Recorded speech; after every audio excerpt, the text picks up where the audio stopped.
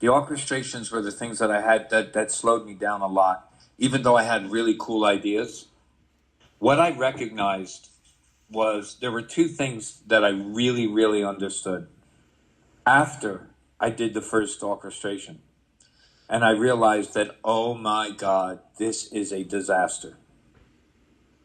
And it was jazz as a harmony has a way of voicing itself over two octaves. And one of the things that's wonderful about, or writing for orchestra, is that sometimes you get to double things at the octave, so it gives it more power, right? So, for example, a lot of times composers will double the cello and double bass, and you get that really nice deep octave sound in the bass. Well, if you do that in the strings and the reeds, and you have, or in the brass and the reeds, and you're voicing these kinds of harmonic schemes over two octaves, when the minute you double it down an octave, you have a mess, because the upper voicings are not going to agree with the lower voicings. That's why you voice it over two octaves.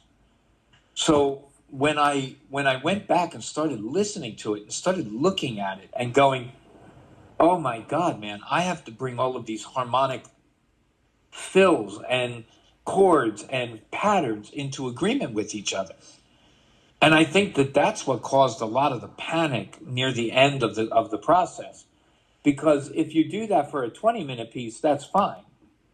You do that for a 90-minute piece, it's like, okay, we're starting all over again. But I was able to recognize, okay, we could do this quickly. There were certain things that I could do. Like, for example, I could just cut things. I just could say, well, you're not playing, that's it. Or I could just tweak things and bring them into agreement.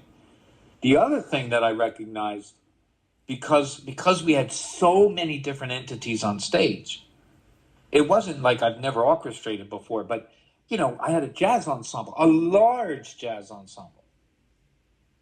So what is their function? So you begin looking at all of the parts of the orchestra and saying, well, you have to assign a role like it's a piece of theater.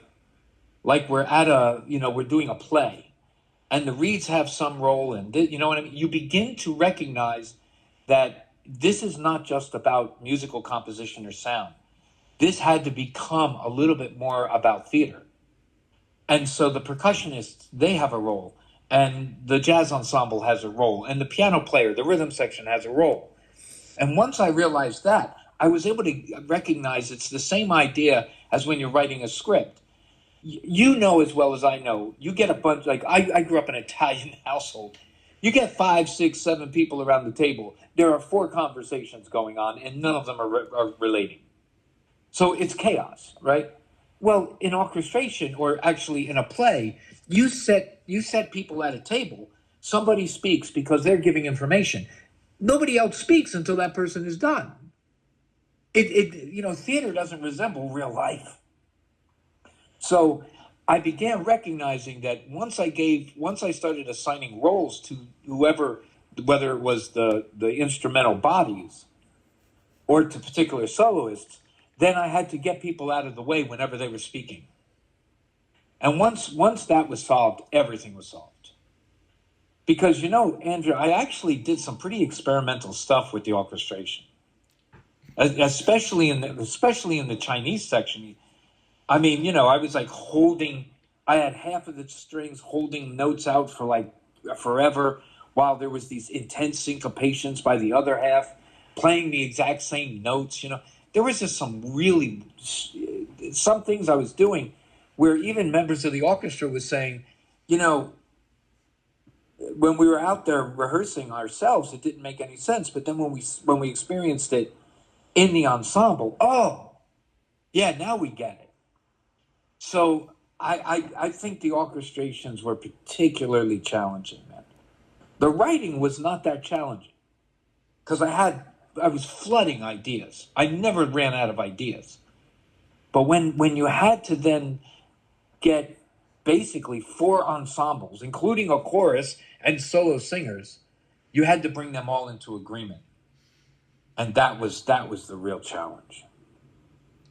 Well, the one realization was that I will always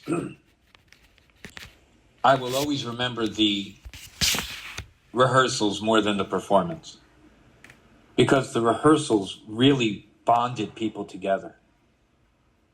Really did. I've had more friend requests from the Capitol Philharmonic members, you know, on my social media, and I see them now. Like, I actually see them in other orchestras. Like, they play in other orchestras, and we talk. I mean, there's those rehearsals gave us the opportunity to get to know each other, and then I feel a part of the organization. What has been the most fulfilling aspect of being the composer for this piece? Oh, that is such a good question, man. And I'm not gonna be nice about it. I'm gonna be really honest. Um, Look, I'm the resident composer at an Ivy League school, right? I've had a pretty good career, you know, but you always undervalue yourself.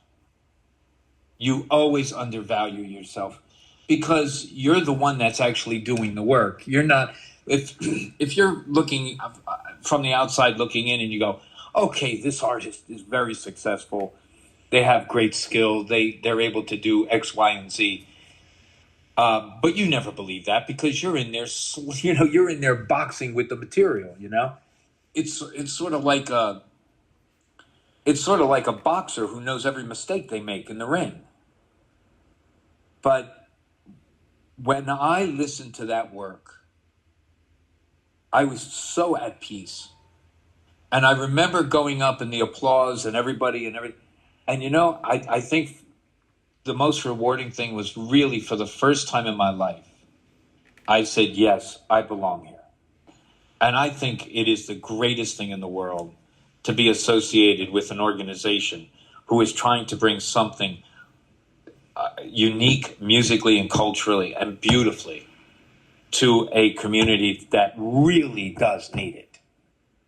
And so whatever setbacks or whatever difficulty or whatever challenges are there, God bless the Capitol Philharmonic of New Jersey, because they are in the place where they are needed the most. The more you reach out to communities, then there is more relevance to symphonic music. We have to find ways of making all of these different subgroups in our communities relevant to what we're doing.